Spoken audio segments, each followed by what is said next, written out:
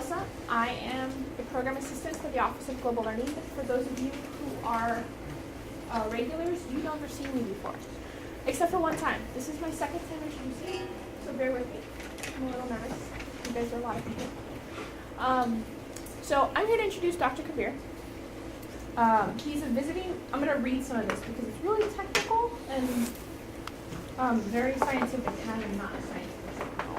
So he will be able to explain to you much better than I can. So he's a visiting research assistant. He got his bachelor's with honors and his master's in applied chemistry and chemical technology from the University of Dhaka in Bangladesh. And then he received his PhD in analytical chemistry from the University of South Florida in Tampa. And then he worked in the field in various capacities.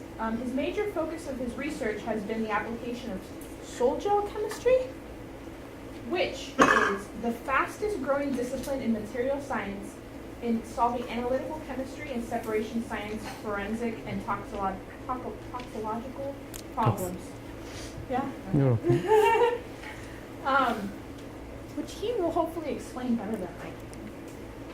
He is the author and co-author of more than 25 peer-reviewed journals. His two most recent reviewed articles have been published in a special issue, Technological Innovation in Micro and Nano Sample Preparation of Trends in Analytical Chemistry. He has several recent inventions that have enormous potential in bringing dramatic change in sample preparation practices for forensic, clinical, environmental, and analytical samples. His inventions in the field of analytical chemistry and separation science have awarded him official research collaboration agreements with more than 20 universities around the world. And for the first time, the university, FIU, has made research partnerships with a large number of globally reputed academic institutions, with Dr. Kabir being the co-principal investigator and the project manager. So, all of that to introduce Dr. Kabir. All right. Thanks, Melissa, for your nice introduction. And I would like to welcome you all in Tuesday Times Roundtable discussion. So first, I would like to give a quick disclosure that the objective of this discussion is not to hurt any ethnicity or racial component of our society, just to analyze the problem and to find some probable solution to mitigate the problem. So with that, as Melissa introduced myself, I'm an analytical chemist working in International Institute of Forensic Research and the Department of Chemistry. So, but overall, we'll discuss about science, technology, math, and engineering, a little bit off to my main expertise. But still, we are within the realm of science, technology, math, and engineering, which are extremely related to each other. So you cannot simply separate from an engineer and a scientist. All are connected to each other. One innovate and other design and then bring back to the society, like Facebook, internet, automobile, rocket, and many other novel things that we have encountered, or we have been able to utilize them for our own benefit in this century and in the previous century. So now, I'll try to explain the problem a little bit. So as you know that we live in a society, we have intense competition. Now we call a global village. Just this morning, I'm from Bangladesh, and I talked to my brother over there. So my wife is continuously talking. My daughter is Skyping. So there is no boundary anymore that basically limits our presence in USA, in Europe, or elsewhere. So we do have, it is a common marketplace when you have holding an iPad or iPod or any handheld device, the same device being used in China, in India, and everywhere. So has to be produced somewhere, here or elsewhere. We have tremendous opportunities and in the same time tremendous risk.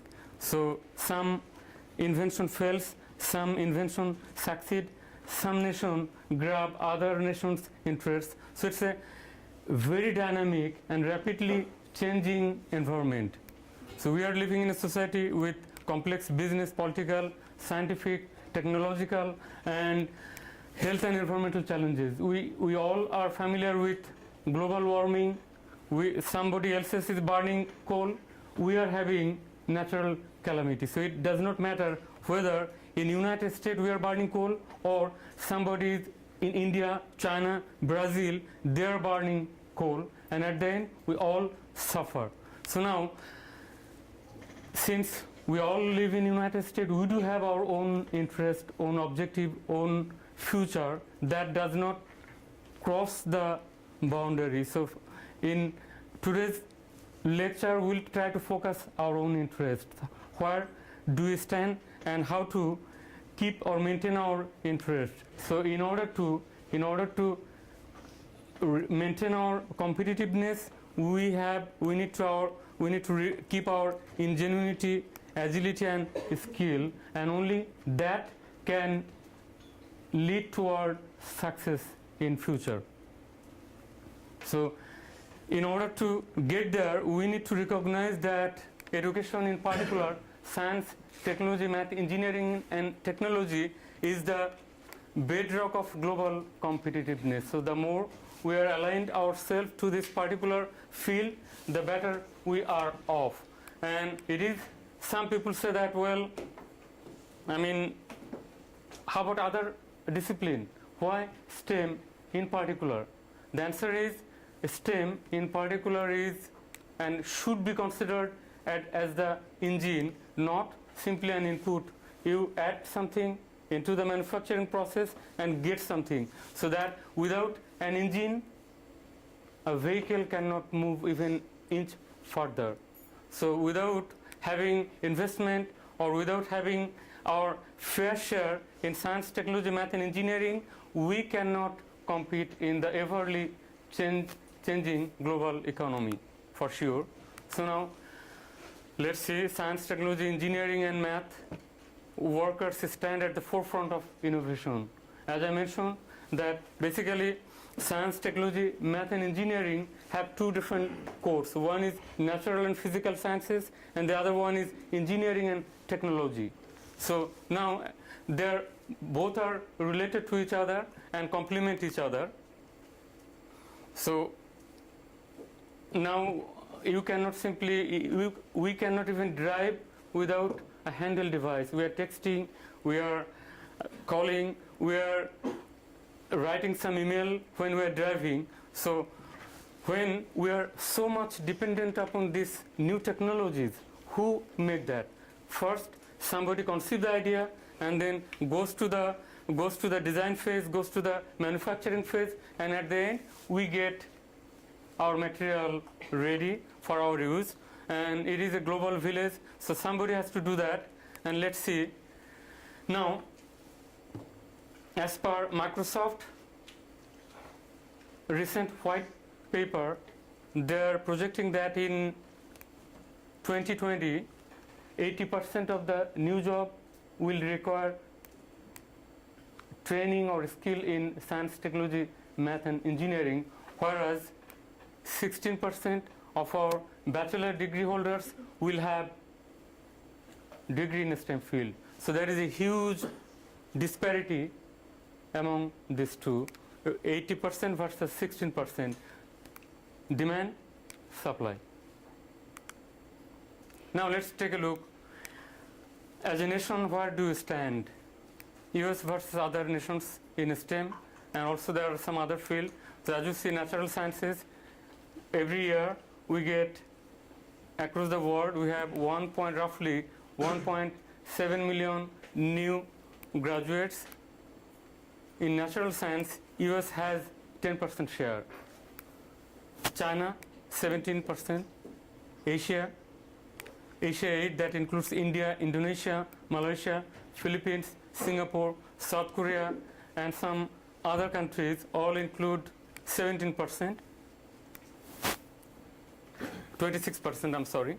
And in engineering in particular, in engineering in particular, we have seen only 4% share, whereas China 34%, Asia 17%, Russia 7%, and all other nations 14%.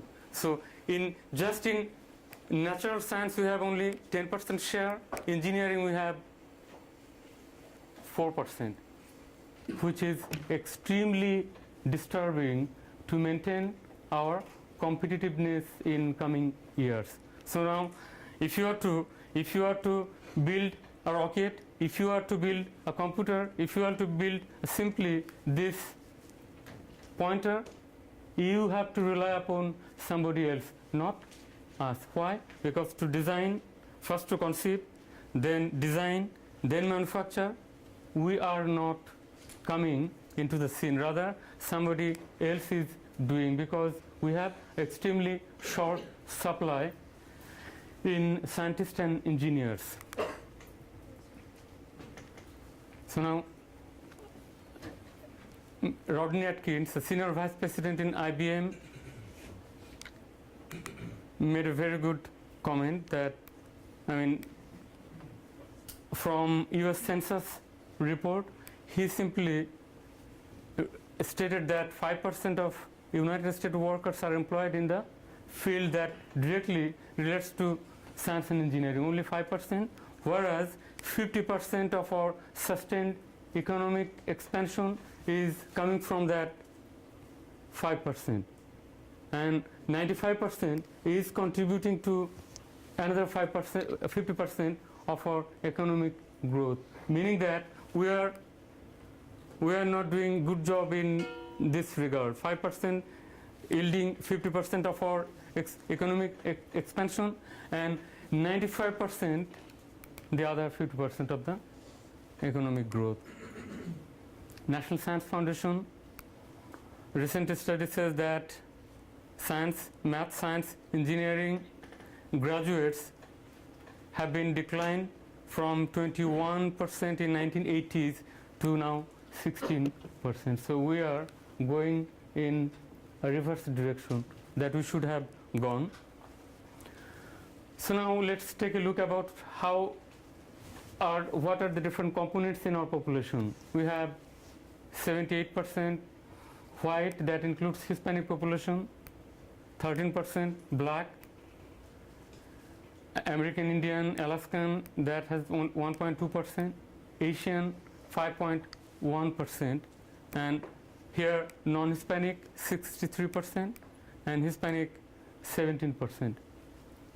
So what does it mean? It means that we are, as you see from here, that in 2012, 78% non-Hispanic white population, and in 2060 it will be 63 non-Hispanic, 31 Hispanic. So the population dynamic is being changed. So what to do with that in science, technology, math and engineering, we'll get to that point in a minute. Now, our distribution of US labor force. Approximately 70% white, non-Hispanic in the workforce, and altogether 17.1% non-Hispanic, that includes colored people, Asian and Native American or Alaskan, and Hispanic 13.3%. So the projection is now minority consists of 30.4%, whereas in 2040 that will be almost half of the population in our, or half of the working population will have minority components. So half white versus half minority. Now, how different ethnic group of population is getting their share in science, technology, math and engineering and overall. So, total labor force roughly 152 million. Of that, 4.9% are directly engaged in science, technology, math and engineering. White people 104 million, 5.3%, and black 2.7%. Among all the black working people, only 2.7% are in science, technology, math and engineering related field, whereas Hispanic, only 2% Hispanic population are being engaged in science, technology, math and engineering field. Now, there is a huge implication on that statistics. Why and what? As you see, in 1950 we had 4 million Hispanic population, and the projection tells that in 2050 there will be 155 million Hispanic population. So now, as we have seen that only 2% of Hispanic population are directly related in engineering, science, technology, math field. So now, if we have seen that only 5% of our total workforce are engaged in science, technology, math and engineering, and among that 2% of Hispanic population. So there is already disparity in this number, and we are exponentially, our Hispanic population is growing. So that tells something that we need to, unless until we correct their presence in science, technology, math and engineering, our future is nothing but grim.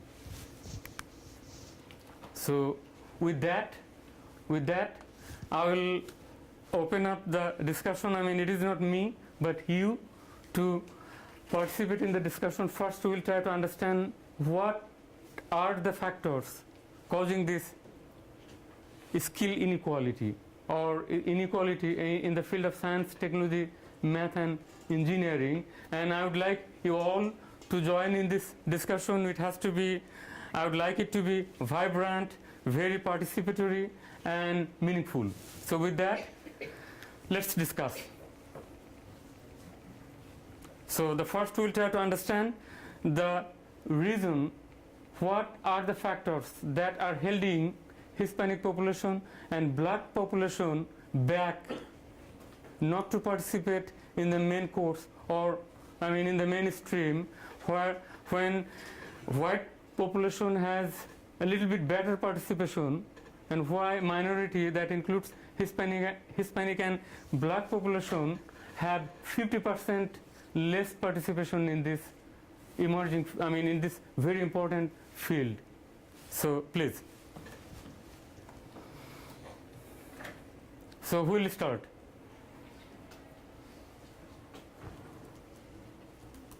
Come on, come on. I would assume that, and this is over a global sense, right? The Hispanics and the minorities don't get as good or as much help in education. Math and science are extremely hard fields to get into. I'm sure, I've taken many math courses and I've struggled, and so there aren't the same resources as for, let's say, someone whose parents make a lot of money. And I think just in general, white population tends to be richer, just in a very general sense, tends to be richer than the minorities. Okay, so good point.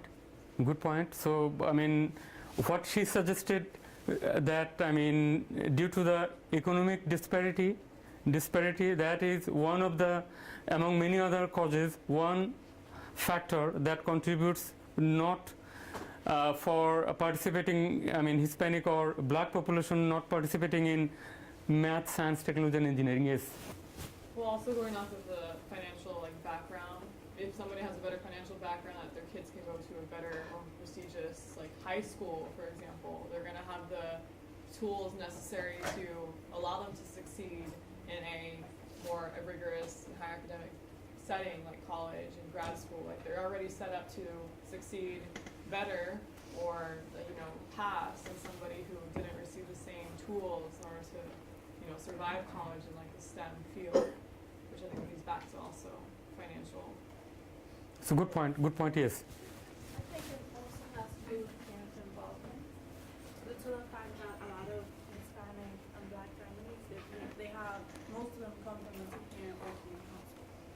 And when two parents are working, they don't really have time to be on the kids' case, being like, have you done your homework? Let me check your homework. Spend time with them and guide them. They have to do that by themselves. And when you're usually white parents, in very general sense, only one parent is working and the other one is a stay-at-home parent. So it's mostly like that too, because when you're a parent, you can actually focus more on what your child needs and give them more attention and guide them better through what classes they're taking and what classes they should take, and also be more of a parent figure in their life. Whereas when you don't have your parents, you go with mostly what the people around you are doing, and in some cases, especially for Hispanics and Blacks, the neighborhoods aren't that well situated, so they're bound to get into more trouble, and therefore it's kind of a little bit more complicated. Very good point, excellent point, yes. Another thing could be the actual cost of education within these fields, medical, engineering, and the amount of schooling that it requires for these fields and those professions. When students of minority backgrounds, they see that and they see their parents who, like, they always think, how can I afford to go to medical school? So they're deferred to something smaller or a smaller degree and focus on something else because they feel like they couldn't afford to go be a doctor or go work in technology because of the cost of schooling. So that means that you are from the very beginning you are lowering your skill or expectation, right? I mean, okay, so good point, good point. Yes. I think it also has to do with society's encouragement. Because at a young age, particularly like Black Great people point, are yes. encouraged to be athletes and musicians and not to be engineers or scientists. So encourage at a young age not to get education in a field, in the STEM field. So a lot of African Americans particularly go to school and be sports management majors or fitness majors or things like that nature that don't have anything to do with science, technology, or education or math. So that's another big part of it. So. Well, that's a wonderful point. Definitely, that's a wonderful point. Yes, sir. Yes, going off of what he said, I think the statistics that you gave with the whites being the majority, I think that's sort of a discouraging factor for minorities. So they look at the large amount of whites and say, well, it's a white-dominated field, so I'm not going to participate in that because it's not for me. No, but I mean, if that is a correct assessment, then I mean, don't you think that if white are getting 5.3% or 6% share, then it shouldn't it be proportionate to all other? When I mean, to counter your point, Asian people, they have 14% of their workforce are in STEM field. So 14%, even though they are very small amount in the whole minority population, but their presence is the most, even better than white people. So how do you counteract that? In terms of Asian people being... I mean, they must not be genius than white, black or Hispanic, right? Well, I think it's an issue of stereotype. I mean, a lot of even minority people look at Asians also and put them in the same category as whites in terms of the STEM field, No, but I mean, if I understand correctly, so I mean, let's make it straight that, I mean, we are comparing with percentage. Definitely, I would agree that if the majority is white, resources has to be going to that direction a little bit, if not proportionately distributed. But what makes Asian people and China is not rich country, nor Asia 8, nor other countries. So Russia, I will take your question in a minute. So Russia as well. So if they do have high yield in science, technology, math, and engineering, why can't we produce more in numbers or quantity as well as in quality? Yes. Because, like with the Asian populations, you see how their education is set up where they go to school 6 days a week. They are more focused from the beginning. They were more focused in those fields, whereas in America, we never really put a focus on anything until the whole STEM programs began. Before it was whatever you wanted to do, go do it. And then America saw their standings begin to drop, and they noticed what were these countries doing that we weren't doing. And they say that the Chinese and the Japan, they're putting more emphasis on science, mathematics, and technology. And that's why you see it that the Chinese are more predominant in that field, because they have the knowledge of that field more than Americans do, or Okay, minorities. all right, so good point. And any other opinion? Yes. In my experience, I'm Latin, and it's not much of a you can't do it, but we're in my country from Venezuela, and we're more based on small business and service provider. I'm gonna be in my dad's or my uncle company. I'm gonna be selling stuff or trading or whatever, and it's more that path is easier or is the way you used to do it. If you want, you can be an engineer or a doctor or whatever, but that is the easiest way. And we Latins, and it's not a good thing, but we tend to do it. All right, that's the easiest way. I know I could go into a career into a big company, but I could have my own company and be my own boss or whatever, and do it the other way. And it's not a disencouragement, but it's just the ways you see everyone doing it, and it's easier that way, so everyone will keep doing it. That's a wonderful point. So to give some additional information in this regard, that I mean, beginning from 2000 until 2013, we have lost 3 million manufacturing jobs in United States, whereas we generated 17 million service-oriented jobs. So that's a great point. I appreciate that. Yes. I think also for a lot of minority groups, a lot of the kids like our age are maybe first generation. So even to be in college in the first place is a big step. So I think by getting any degree in college is already like something really like highly looked upon for your family. And then to get that extra push to go STEM is something that's more rare than I think somebody from like maybe a first generation family. I don't know. But I think that's already like held really highly. And it's like, I'm already here in college. I'm already doing something that my parents didn't even do. It's already held at a high standard. I'm going to be making more money just by having a degree in undergrad, no matter if it's science, than I would be just going straight to like a secondhand job. Okay, get your point. Yes, sir. I think another factor is that when it comes to STEM jobs, that is a great field, but a lot of parents don't want their kids to go into the STEM field. They want their kids to be lawyers and doctors and, as you said, athletes and whatnot. It's like they don't want their kids to be those kind of working people. They want their kids to just work and get a lot of income, so that later on in the future, their kids can take care of them in the future. Okay, so basically it's the driving force is the money. Yes. Driving force is the money. So I mean, if that is the case, then I mean, medical field, biomedical, biology, anything that all includes science. So science, technology, math, and engineering. To make it clear that I mean, law does not include in STEM, but engineering, medical, biomedical, microbiology, chemistry, natural science, and physical science all include in the broader field of STEM. All right. Yes. Any other? I would also say that one of the biggest graduating degrees here is psychology. Psychology, there was a really big push, 10, 15 years ago, to get into social sciences, to go into social work, to go into psychology, to go into sociology, and that program is less strict than, let's say, an engineering course. And as the gentleman over there said, you have a lot of time as an undergrad or a graduate student to do these things, and you're going to try to figure out your way young. And psychology offers psychology in particular. So if I understand correctly, that we are not putting proper emphasis or prioritizing our necessity, right?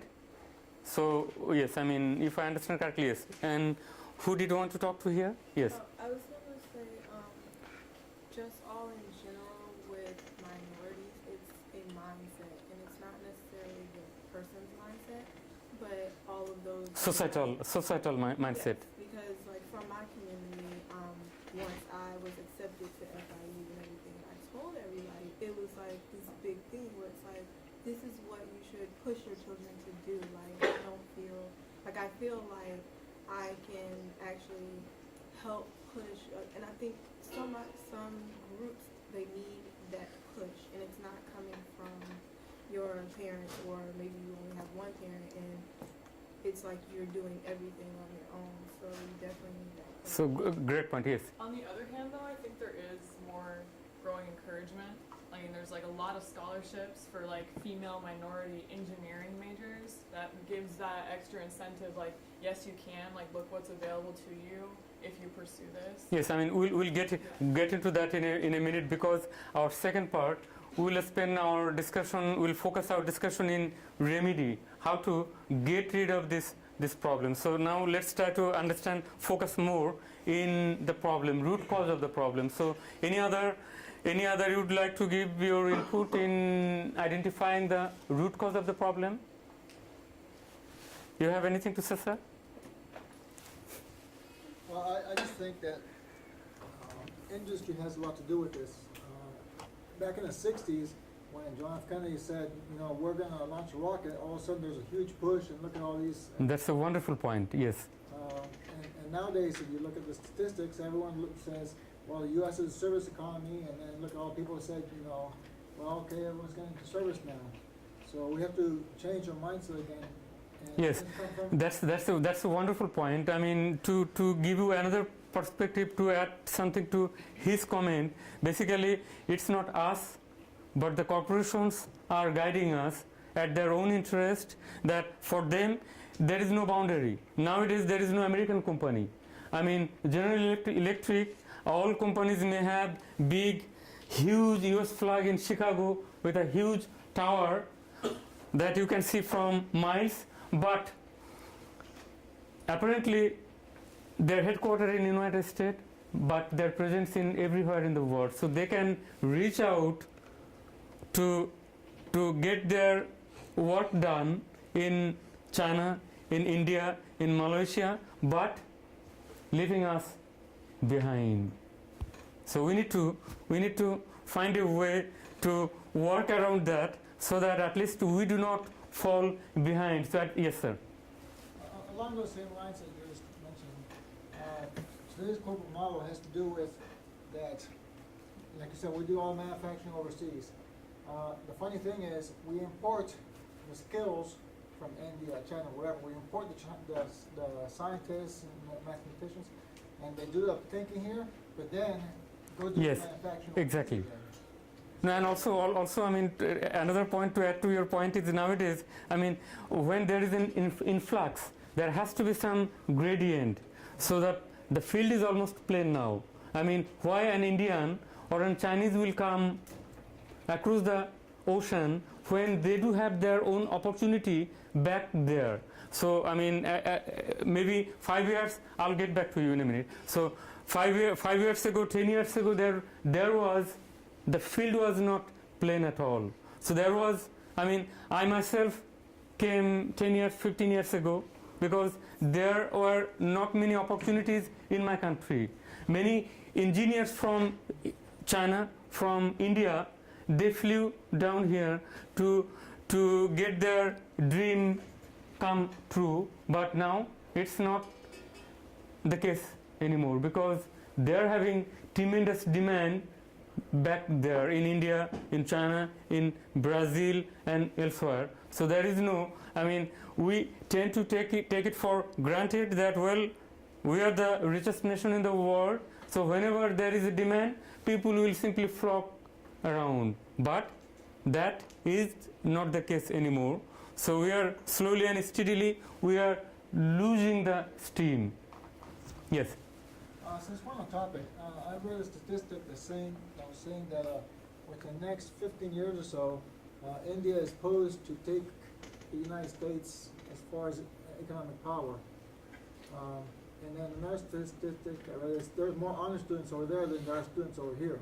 So I mean, like you're saying, there's huge potential over there. And that's I mean, now even I had the opportunity to live in Virginia, and they are teaching in their elementary school as the second language Mandarin Chinese. So in a state in United States, now you are learning, I mean nothing wrong with that, but let's say we would migrate to China or in India, but how about their growing population? I mean, China has 1.4 billion people, India has 1.2 billion people, already overcrowded. So that should not be part of the solution, right? Solution should be lying elsewhere. Now let's start thinking about the potential solution. So we have learned that yes, there is really a problem, that in order to sustain our existence, in order to maintain our competitive edge, in order to be able to compete to the global war geopolitical environment, we need to shape ourselves in a better way. So let's talk about what and how we can solve this problem. Yes. I have something to add to the problem. Okay. So that will be the last one. Then we'll move on to the problem. Solution. I can be wrong, but I've met like a lot of people who are doing STEM-related careers in their countries, like South America, and when they come to this country, it's really hard for them to revalidate their career here, so that they end up doing something else instead, and they can't pursue that, like The dream. medicine, or like being an engineering, because it's hard for them to revalidate their career. Yes, great point. And yes, that is the case. I mean, if you are a foreign medical graduate, you cannot simply start practicing here. You have to go through the system that we have built years after years, and many other nations is not aligned to that way. So even though they do have a right skill set, but they are not designed, their program was not designed to deliver in our way, and they are lagging behind. So yes, so with that we'll move on to the solution. So now how can we, let's see, what do we have now, how do we get rid of this inequality? So I would welcome your input. Yes. I think it has to start from the beginning, right? For elementary schools, and they are still young, but once you're in elementary school and you're like second and third grade, like that's when you really start to focus on what you like and your interests and everything. And I think that there should be more focus on what they want to do, and then to encourage them. So then when you do get to high school, that you are aware of what questions to ask and what how you can get scholarships for your field, because a lot of people don't know, and they're not just being told, hey, there's free money right here so that you can be a doctor. They don't know. So sometimes it's like too late when they pick something that's like, okay, I can do this with financial aid and just go to school, because it is a high education. So the great point, she wanted to revisit the elementary program so that we have a better design. Kids get exposed to science, technology, math, and engineering in elementary perspective. I mean, we are not expecting engineering classes in elementary, but that the kids should expose themselves to the foundation. Yes, good point. I think maybe like teaching that science is fun. I think a lot of people are veered away from that fact that like, math is not fun, like math is boring and all this stuff. I'd rather, talk about like history or something like that. But I think that it's not taught that it's actually really fun. And I think that at kids too, like they're easy to target and teach them that it is fun, like she was saying. That I think kids would be more excited about it. Excellent point. That we need to make it interesting. It needs to. I mean, we need to make it interesting. Yes, sir. And yes, I was going on that. Like, you need to make the classes more exciting. Plus, also we need need to take all the outside sources out of school. Like there'd be some kids who wanna learn science, but then their parents say you shouldn't learn science because it goes against the church or whatnot. So then. So there is a religious component, right? Yeah, So I there's mean, also religious component okay, that- all right. that So steps in and stops anybody it. agree with his comment? I mean, is there really anything that contradicts? I mean, any religious view? Does any religious view contradict with the being in science, technology, math, and engineering? Sometimes, not all the time. So- Maybe not in Miami because we're all kind of like diverse, but if you go in other places, then Yeah. like in the Midwest, and then that might be the case. So, for example, excuse me. For example, I mean, what religious has to do in your future career? Yes. Maybe science can contradict some Science contradicts what? Evolutionary theory? Evolutionary theory, that's a very, very minimum component. That's a very minor component, but that does not bar you from challenging yourself, right? So what else? Regardless of whether there's conflict between science and religion, you cannot tell a family that they have to study science because it's against their religion or something. I mean, that's not something to do. I mean, you can't go to a family and say, hey, we want your son to be a scientist regardless of what you believe. If they believe that whatever they believe, then they have to go. I mean, you can't change someone's culture and belief system.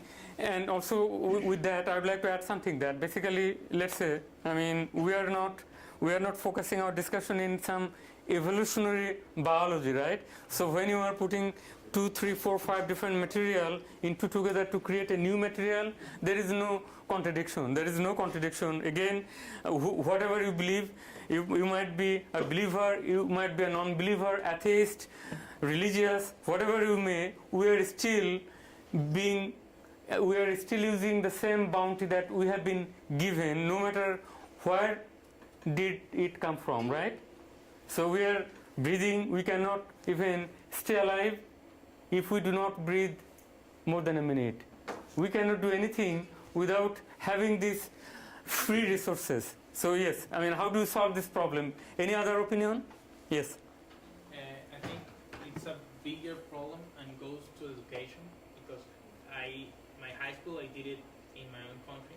When I came here, I wasn't really high student there, but the difference with people that graduated from high school here in math, in any of these subjects is really, really low.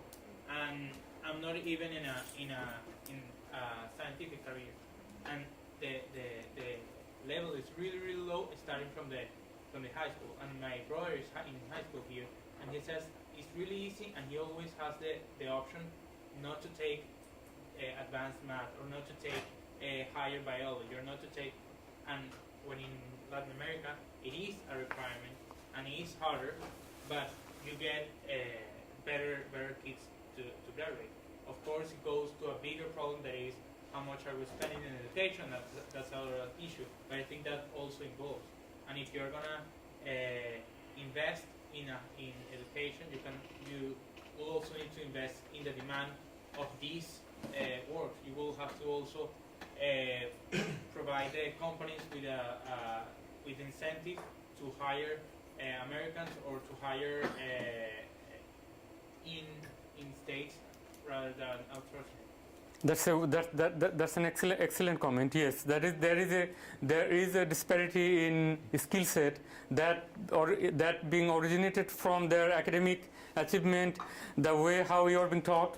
So it is not same. The field is not same. An engineer from India or China may not be same as an engineer in United States. So there are always a difference between, I mean, whatever skill set the corporations or the employers are looking for and what we are producing here. Yes? Piggybacking off what he said, the educational system, there's not an emphasis on, well, where I'm from anyway, like I'm New York Public Schools. There's not an emphasis on science, technology. Like, you can pretty much pick your own schedule, and you can take things like weight training and team sports, and it's a real class, and there are classes you can just get an A in by basically showing up, and the school system is just predicated on how many students they can get to graduate, not an actual emphasis. Like, you can pass with a D, you can get 4 Ds and you can still graduate, but if you don't get the particular gym requirements, you won't graduate. So I mean, it's true. Like, That is true, yes. I know people who didn't graduate Good high point. school because they didn't pass swimming. You have to take swimming for 6 weeks. I mean, I'm serious. And that focus is flawed. That focus is flawed, and there needs to be more emphasis on the actual learning and training in the schools.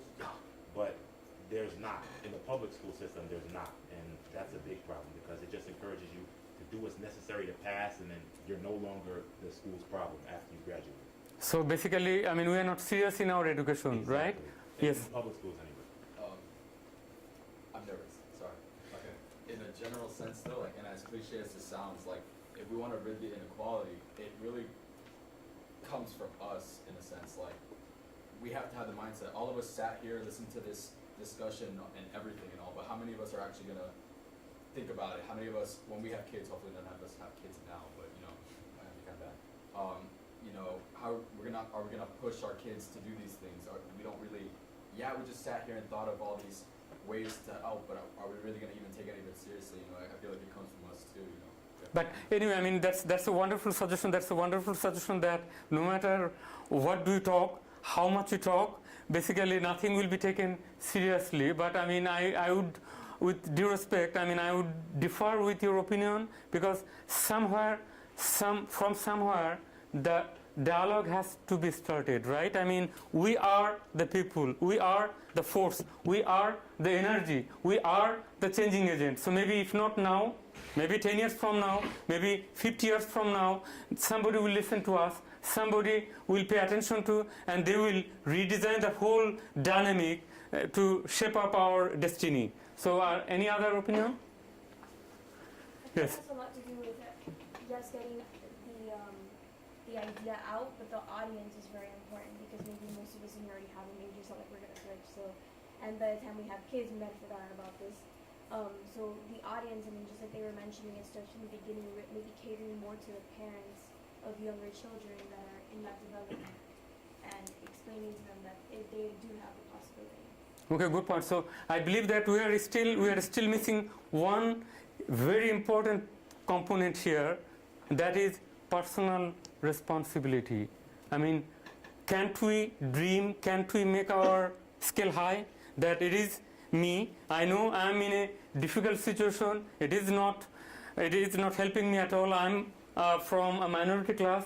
But can't we ignore that obstruction? Can't we make it better? What do you think?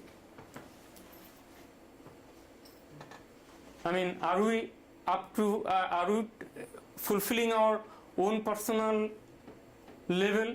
I mean, can't we raise the bar a little bit higher so that no matter what we are, we can challenge ourselves that, well, maybe my friend is not, but I can be a science major, I can be an engineer. Yes. And I think it's really doable now, especially since there's the need now. Like it's everywhere. We need STEM majors. Like there's that need that's nationwide. And so it's like you can classify yourself like, oh, I am a minority, I'm a bio major, like I'm needed. So that's that application, like to apply yourself, the personal, what do you call it? Responsibility, yes. That you're needed. And so like you can, because they're what you want. So I mean, I think that's the crucial. Okay, that's a good point. Any other? All right, so I mean, it is indeed a nice discussion, and again, I would, with his comment that basically no matter how much we talk, it is our destiny is basically will be guided by somebody else where we do not need to engage in, but that is not true. Going back to Martin Luther King's dream, everything is possible in this beautiful nation, and hope that we will start by ourselves, including myself, to bring the change and to participate in the wonderful field of science, technology, math and engineering. With that, I'll conclude this session, and thank you all, and see you soon.